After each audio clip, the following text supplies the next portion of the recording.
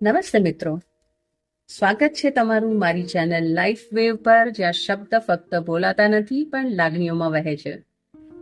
મિત્રો, આજે આપણે સમાજના વર્ગ વિશે વાત કરશું, જે 3 કેટેગરીમાં વહેંચાયેલા છે: ગરીબ, મધ્યમ અને અમીર. અને આ વિભાજન રૂપિયા કરે છે કે માણસોની વિચારધારા, આપણે એ વિષય પર ચર્ચા કરશું. આજની આ ચર્ચા કદાચ એક અરીસો હોઈ શકે, જેની અંદર ઘણા લોકો પોતાનું પ્રતિબિંબ જોઈ શકશે. તો વાત કરીએ આપણે ગરીબ માણસની. ગરીબ માણસ મહેનત કરે છે અને એટલું તો કમાય જ લે છે કે 2 ટાઈમના રોટલા ઘરે લઈ જાય. પણ પ્રોબ્લેમ ત્યાં આગળ આવે છે જ્યાં વાત ભણતરની આવે, મેડિકલ ઇમરજન્સીની આવે કે દીકરીઓને પરણાવવાની વાત આવે. આવા સમયે તેને આર્થિક મદદની જરૂરત પડે છે. આ મદદ માટે સરકાર પાસે પણ ઘણા રસ્તા છે, અને આના સિવાય સંસ્થાઓ, ચેરિટેબલ ટ્રસ્ટ અને અમુક પુણ્ય આત્માઓ સહાયતા માટે આગળ આવી જ જાય છે. હવે આપણે વાત કરીએ મધ્યમ વર્ગની. અહીંયા માણસ કરકસરથી જીવે છે, કમાય છે તેમાંથી બચત કરે છે. બહુ તકલીફ આવે ને તો 2 વારની જગ્યા પર 1 વખત જમશે. પણ કોઈક અણગમતા સંજોગો આવી પડે ત્યારે આ અણગમતી પરિસ્થિતિમાં હાથ લાંબો કરવા માટે મધ્યમ વર્ગનો માણસ મજબૂર થઈ જાય છે, અને તેને ખૂબ જ સંકોચ પણ થાય છે. અને આ સંકોચ સાથે એ કોઈકના પાસે મદદ માંગવા જાય છે ત્યારે સહાયતાની જગ્યા પર તેને અપમાન મળે છે, અને ત્યારે આ મધ્યમ વર્ગના માણસનું આત્મસન્માન ખૂબ જ ગવાય છે. આ ગવાયેલા આત્મસન્માનને જુનૂનમાં ફેરવાતા વાર નથી લાગતી. તે વધુને વધુ મહેનત કરવા માટે પ્રેરાય છે, અને એક જુસ્સામાં, એક ગુસ્સાની સાથે દેશ છોડીને ચાલ્યો જાય છે. પોતાના સ્વજનોથી દૂર તકલીફો સહન કરીને એ એક જ લક્ષ્ય રાખે છે: બહુ બધા પૈસા જુએ છે, ખૂબ પૈસા જુએ છે. સંસ્કારોના અનુરૂપ પોતાના રસ્તા બનાવતો જાય છે, અમીર બનવા સુધીની દોડ દોડતો જાય છે, પણ ક્યાં અટકવાનું છે તેનું તો ભાન જ ભૂલી ગયો. સારી વાત છે, આના માટે પ્રશંસા અને પ્રોત્સાહન તમને મળવું જોઈએ, કારણ કે તમે જે ધારીને નીકળ્યા ત્યાં તમે પહોંચી ગયા. હવે શું? તમારો વર્ગ બદલાઈ ગયો. હવે શું?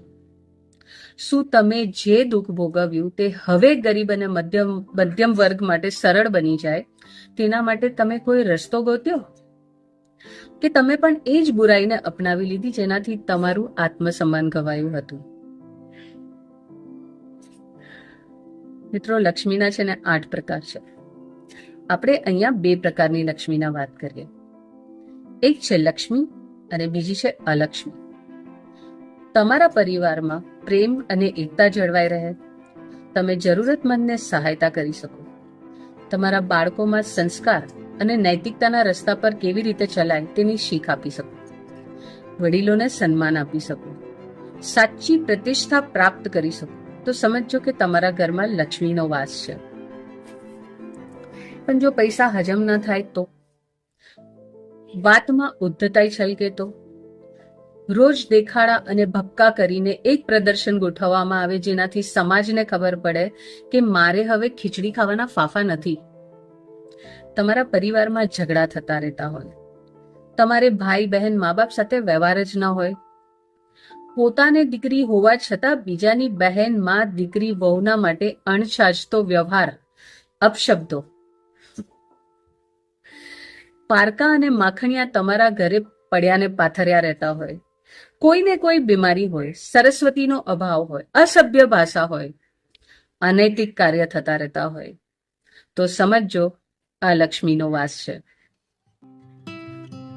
એક વાત સમજી લેજો, સરસ્વતી જ્યાં જીભ અને માથા પર બેસે છે ને ત્યાં લક્ષ્મી ચરણોમાં બેસે છે, અને જ્યાં લક્ષ્મી માથા પર ચડે છે ને ત્યાં સરસ્વતી પગમાં બેસે છે, અને તમારી આગલી પેઢીને ફરીથી નાશ તરફ પ્રયાણ કરાવે છે.